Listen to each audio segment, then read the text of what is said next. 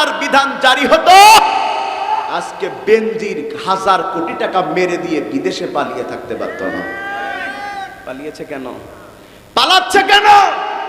শুধু পালাইছে তাই না, আদালত থেকে বলে দিয়েছে ওর সব সম্পদ বাজেয়াপ্ত। ও বাবা, আদালত বলার আগে তো জানে, আগের তো টাকা তুলে মাল্টিপল ভিসা 5 বছরে করে একেবারে কাঁচা মেরিজ দৌড়।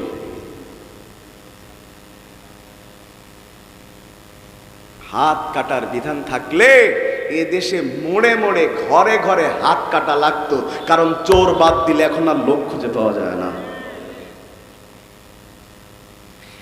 এখন ধরে নেন ইনামুল হাসান বিন নূর, চেনেন তো আপনারা, আমাকে চেনার কথা না, চিনলে আরো ভালো, চিনলি বিপদ। চিনলি বলবে হুজুর যাচ্ছে, ফোন করতে বলবে ওখানে আটকাও, না চিনলি ভালো।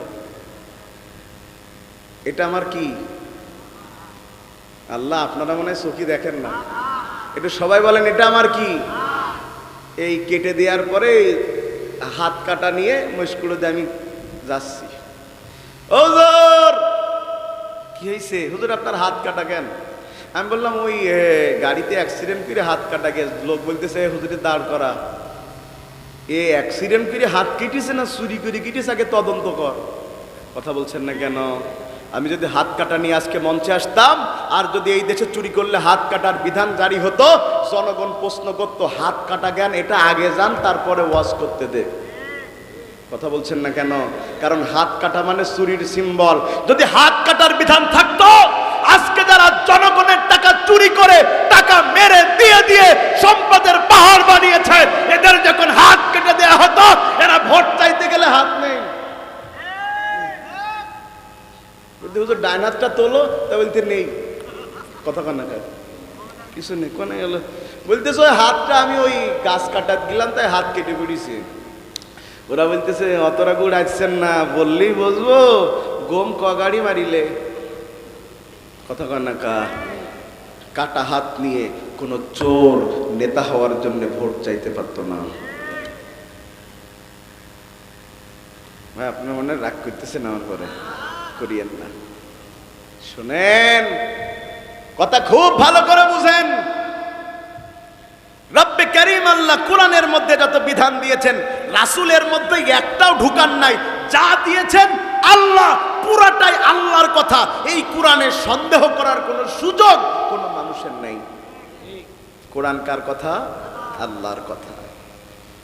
তাহলে আমরা জানলাম কোরআনের সংজ্ঞা কি। কোরআন আল্লাহর কিতাব, নাজিল হয়েছে মুহাম্মদুর রাসূলুল্লাহর উপরে।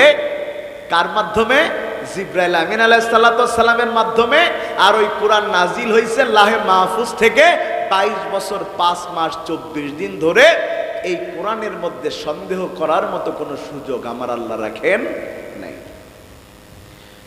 বন্ধুগণ আমার, কানাডিয়ান একজন নাবিক বুঝেন তো, যারা জাহাজ চালায়, কিন্তু তিনি খ্রিস্টান।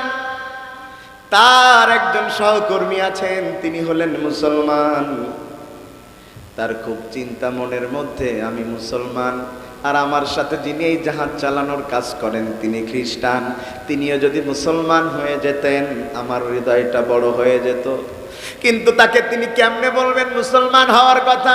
তিনি চিন্তা করলেন নবী বলতে গেলে হয়তো ভুল হয়ে যেতে পারে, কিন্তু আল্লাহ যেই কথা বলেন সেই কথাই তো কোনো ভুল হয় না।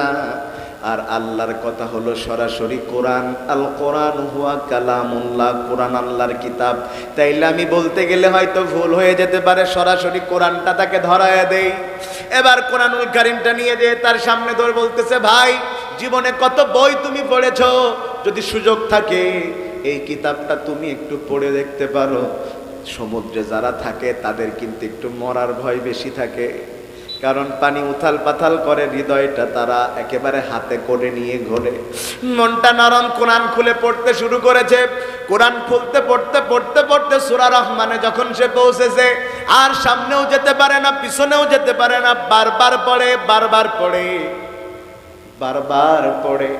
এবার কোরআনটা শেষ করে ফেলেছে।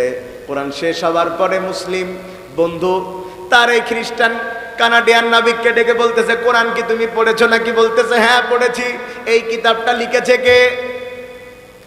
কানাডিয়ান নাবিকের প্রশ্নের জবাবে মুসলমান বলতেছে, এই কোরআনটা লিখেছে সরাসরি আমার আল্লাহ। কানাডিয়ান নাবিক বলতেছে আমি তোমার কথা বিশ্বাস করলাম, এই কোরআন আল্লাহ লিখেছে। মুসলিম বলতেছে কত লোক তো বলে এই কোরআন মোহাম্মদ নিজের বানায় বানায় লিখছে।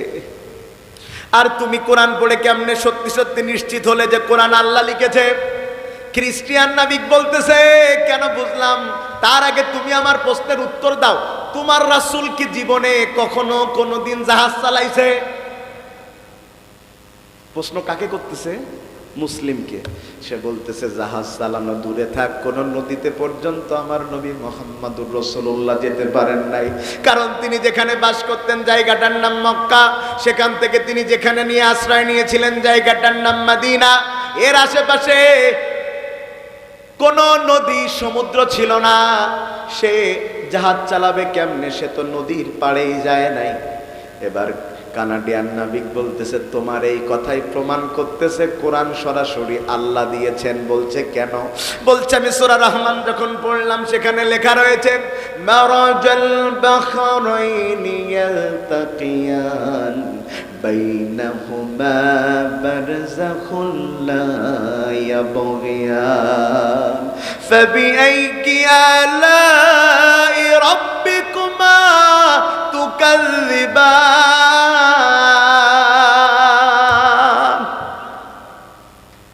কি লেখা রয়েছে? কোরআনের মধ্যে লেখা রয়েছে একটা সাগর আছে, সেই সাগর পাশাপাশি, কিন্তু মাঝখানে কোনো ওয়াল নাই, পাঁচিল নাই। কিন্তু এক পাশের পানি মিঠা, এক পাশের পানি নোনতা, এক পাশের পানি ঘোলা, এক পাশের পানি একেবারে পরিষ্কার। কিন্তু মাঝখানে কোনো পাঁচিল না থাকার পরেও মিষ্টি পানি নোনা পানির মধ্যে প্রবেশ করে না, নোনা পানি ওই মিঠা পানির মধ্যে প্রবেশ করে না। তাহলে মোহাম্মদ যেহেতু কখনো কোনো দিন নদীতে যায় নাই, সেহেতু এত সেটা দেখে নাই, তাইলে সমুদ্র বানিয়েছেন যিনি সে আল্লাহ জানেন। এই সূরা রহমান প্রমাণ করে দিয়েছে এই কোরআন পৃথিবীর কোনো মানুষ লেখে নাই, এই কোরআন সরাসরি আমার আল্লাহ নাজিল করে দিয়েছে। সুবহানাল্লাহ, জোরে কন্যা।